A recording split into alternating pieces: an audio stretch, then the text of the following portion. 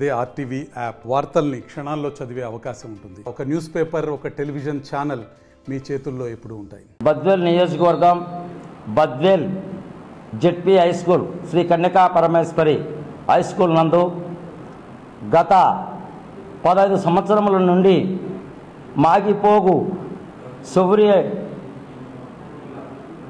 ఆయన night వాచ్మెన్గా day వాచ్మెన్గా పనిచేస్తూ ఉన్నాడు.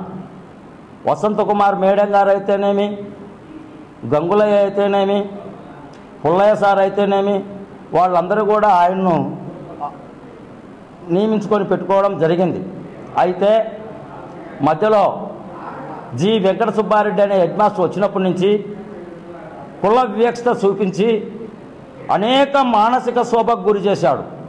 శారీరకంగా అయితేనేమి, మానసికంగా అయితేనేమి అన్ని విధాలుగా ఆయన్ను వైలెంట్ చేయడం వలన ఆ మానసిక శోభ ఎవరికి చెప్పుకోలేక కొడుకుతో చెప్పుకుంటే, సరేనైనా నా భార్య వికలాంగురాలు, మరి నేనేం చేయలేను, డిగ్రీ వరకు చదివి అని చెప్తే తను బాధపడి మానసిక శోభకు చనిపోయినాడు. డ్యూటీలో చనిపోయిన తర్వాత తన కుమారుని చేర్చుకున్న తర్వాత మరి 6 నెలలు ఊడిగం చేపించుకున్నాడు. హై స్కూల్ అంతా మొత్తం 6 నెలలు చేపించుకుంటే వికలాంగురాలు 2 పిల్లోళ్ళు, ఆ పిల్లోళ్ళ బాధను తట్టుకోలేక దిగమింగి మరి ఉంటే ఈయనను కూడా సుధాకర్ను కూడా పిలిపించి అనేక వైలం చేయడం జరిగింది.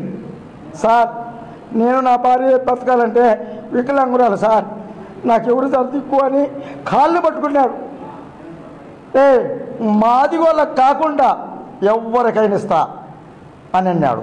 మళ్ళీ అదే రెడ్డిని సర్పంచ్ని పిలుచుకొచ్చి చెప్పించినాడు.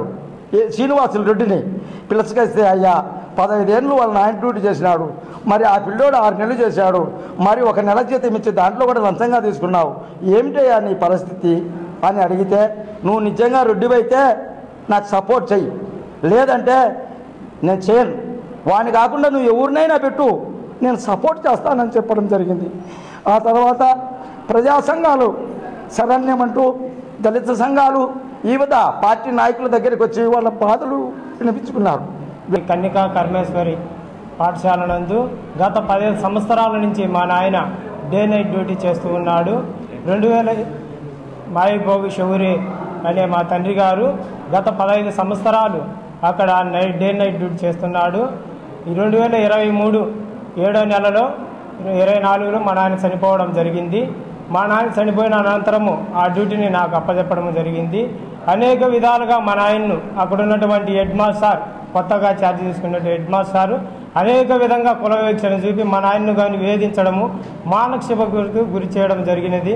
ఎంతో ఆవేదనతో మా నాయన గారి నా దగ్గరికి వచ్చి, నాయన మరి ఇటు చేస్తాను సారు, మనం మాది వాళ్ళ మని మమ్మల్ని ఇబ్బంది పెడతానంటే, నాయన ఎట్లా ఒకటి చేయనా, మన పరిస్థితి బాగాలేదు, మన భార్య వికలాంగురాలు కదా, ఎట్లా ఒకటి చేయని చెప్పడం జరిగింది.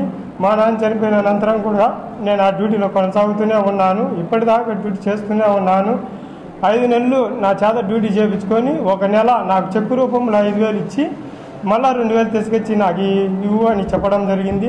ఎందుకు సార్ మళ్ళీ మీకు 2,000 నాకు 5,000 కదా అని అంటే, లేదు నీకు ఏదైనా జాబ్ అవుట్సోర్స్ కింద పెడితే నీకు ఖచ్చితంగా పెడతాను, నాకు తెచ్చి అనడం జరిగింది. నేను అతనికి మళ్ళీ తీయడం జరిగింది. అయిన తర్వాత అవుట్సోర్సింగ్ జాబ్ వచ్చినప్పుడు వేరే అతనికి ఇవ్వడం జరిగింది. ఎందుకు సార్ ఇలా చేశారు మీరు, నేను నిన్ను నమ్ముకోనినా కదా, మేమే కదా డ్యూటీ చేస్తున్నాను అంటే, నేను మీ ఎస్సీల గీను, మాదిగ మాలలో అసలు గీయను, నీ దుఃఖంలో చోటు చెప్పుకోపో అని చెప్పడం జరిగింది. మరిన్ని వీడియోస్ కోసం ఛానల్ ని సబ్స్క్రైబ్ చేయండి, లేటెస్ట్ అప్డేట్స్ కోసం వాట్సాప్ ఛానల్ ని ఫాలో చేయండి, అండ్ లింక్ డిస్క్రిప్షన్ లో ఉంది.